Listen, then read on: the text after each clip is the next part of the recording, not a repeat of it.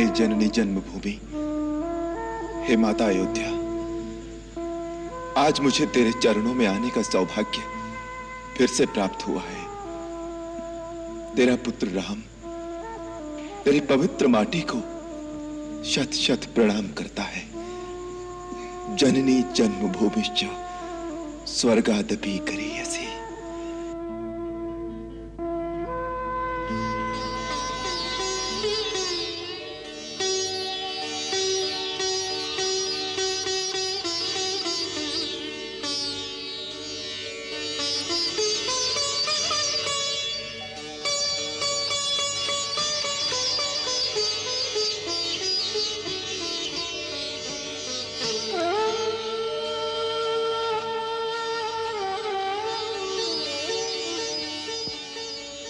यशस्वी हो, चिरंजीवी हो राम। रावण पर विजय पाकर तुमने अपने पूर्वजों की कीर्ति को और भी उज्जवल कर दिया है। आप तो जानते ही हैं कि ये सब आपके आशीर्वाद का ही प्रताप था गुरुदेव। राम, आदिकाल में जब ब्रह्मा जी के कहने पर मैंने सूर्यकुल का पुरोहित बनना अस्वीकार कर दिया था, तो उन्होंने कहा था कि इस अवसर को मत छोड़ो, इसी कुल में भगवान का अवतार होगा। सो एक युग से मैं तुम्हारी प्रतीक्षा कर रहा था। तुम धन्य हो राम। तुम्हारे इस महान पराक्रम के कारण आज मुझे तुम्हारा गुरु होने पर गौरव का आभास हो रहा है। वत्स, तुम्हारी कीर्ति पताका युगों युगों तक इतिहास के आकाश में फहराती रहेगी। मैं बहुत प्रसन्न हूं। आप प्रसन्न हैं, आपका आशीर्वाद पा लिया। अब और मेरे लिए पाने को कुछ शेष नहीं रह गया गुरुदेव।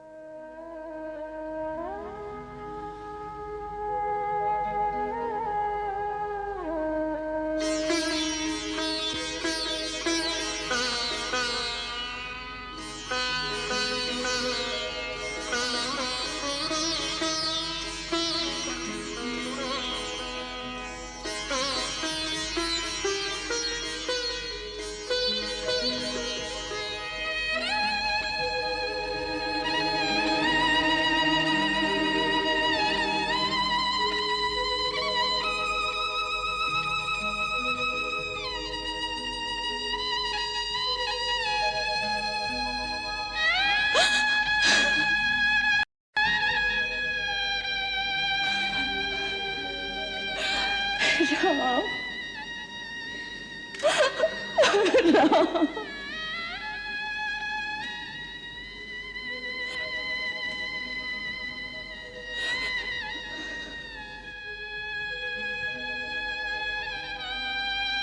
माँ, मेरे लिए राजभोग बनाकर रखा है ना?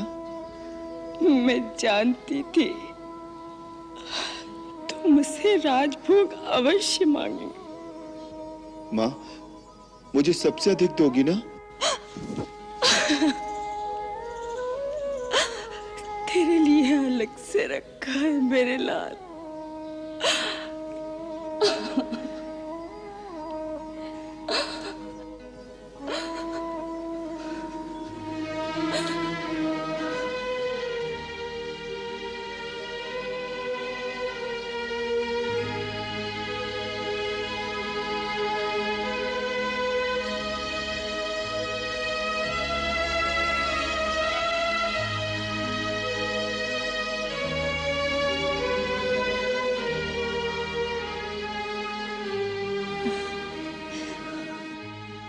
माँ, बड़ी माँ ने कहा था लक्ष्मण को साथ लिए बिना अयोध्या लौटकर नहीं आना। देख लो, लक्ष्मण को साथ लेकर ही आया हूं। राम, लक्ष्मण को लाने की आवश्यकता नहीं, वो तो तेरी परछाई है बेटे। तू जहां जाएगा वही होगा। माँ, हाँ बेटे, फिर भी नहीं।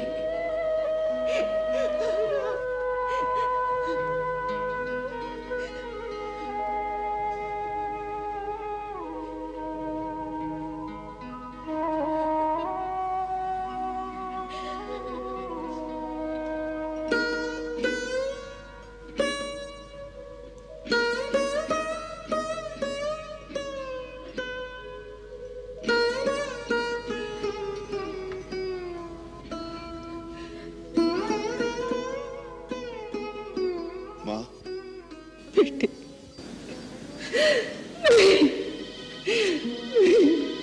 नहीं मेरे लाल, नहीं, नहीं मेरे बच्चे।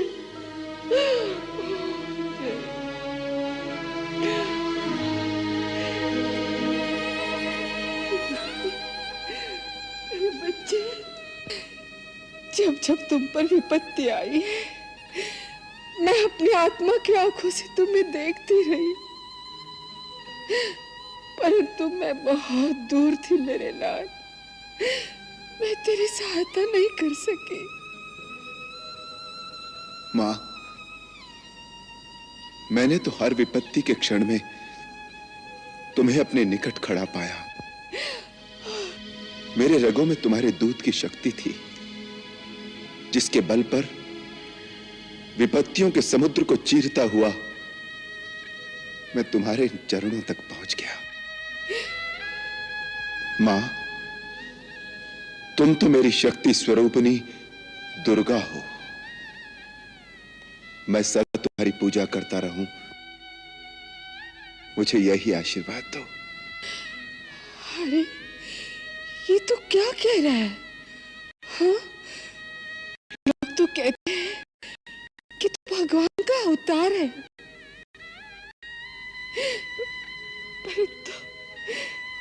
परंतु मैं तो इतना ही जानती हूँ कि तू मेरे हृदय का टुकड़ा है। बस मैं तुम्हें उसी रूप में निहारती हूँ।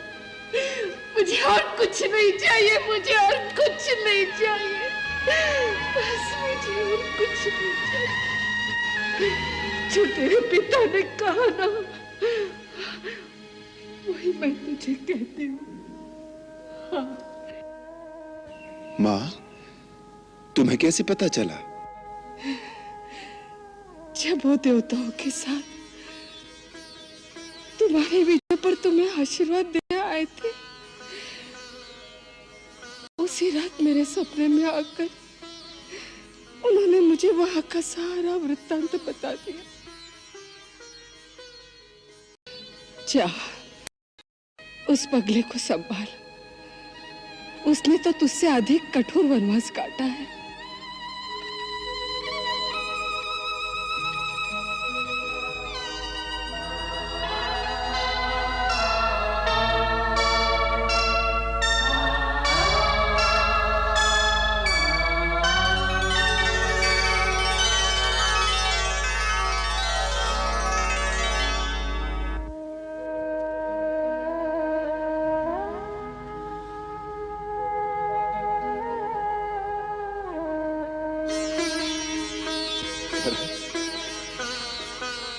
भैया, 14 वर्ष से शासन का ये बोझ संभाले खड़ा हूं। अब संभाल लीजिए अपनी अयोध्या और आपका ये कौशल राज्य।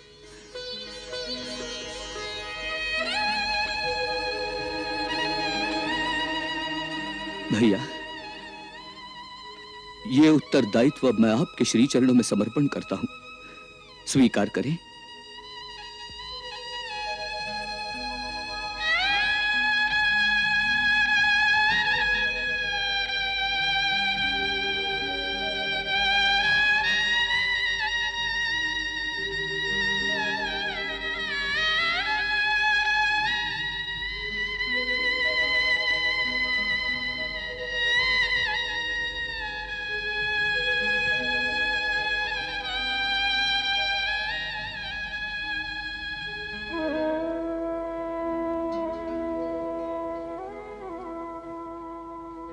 भरत,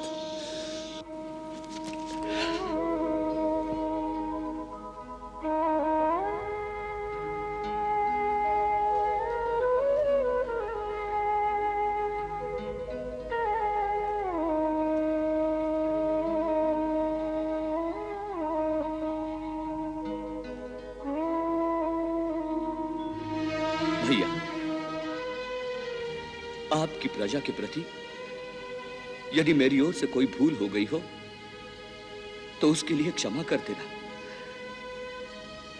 मैं आपकी भांति कोई राजा नहीं, मैं तो केवल एक सेवक हूं।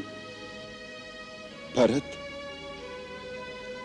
अनंत काल तक तीनों लोक में जब भी कोई प्राणी धर्म की बात कहेगा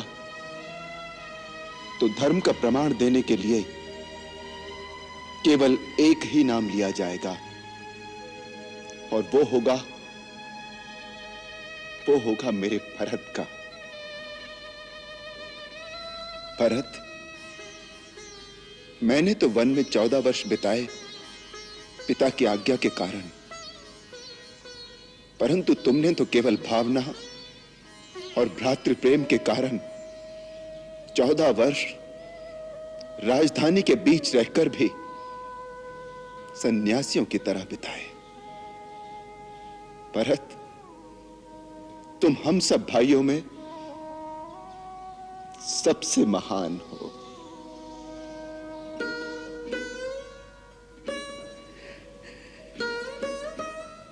भैया, मां सच कहती है, तुम शायद कोई भगवान हो। अपने तुच्छ भक्तों को इस प्रकार बढ़ावा देना तो भगवान का ही काम होता है।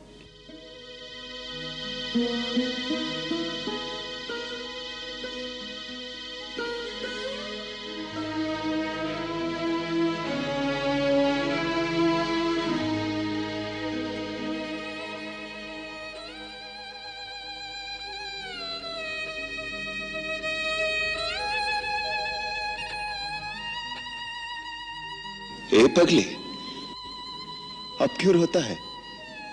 अब तो मैं आ गया।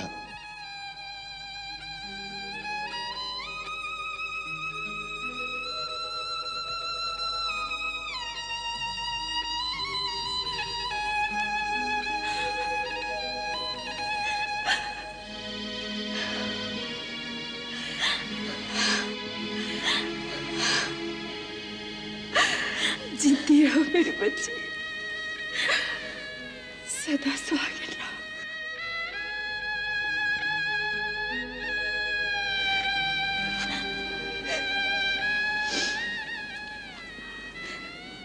बेटी, राजमहल तो क्या सारी अयोध्या सुनने लगती थी। मेरी सीता जीती रहे, सदा सुखी रहे।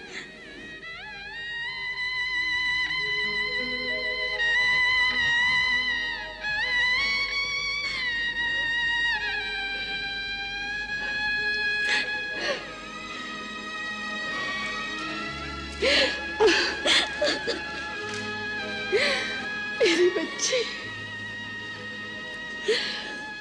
बहुत दुख पाए है तूने। सोचती हूँ तो कलेजा मुंह को आता है। कैसे निकले होंगे वो दिन? वो दुख के दिन आपके बारे से बीत गए माँ। जब कभी मन घबराता था तो आपको याद कर लेती थी। तब ऐसा लगता था जैसे आप स्वयं मुझे धीरज दे रही है। जब कभी त्रिजटा हाथ फेरती थी तब उसमें मुझे प्रत्यक्ष आपकी छवि दिखाई देती थी, जैसे आप ही हो। हाँ पुत्री, माँ की आत्मा सदैव हर जगह पुत्री के साथ रहती है। सीता, तू नारी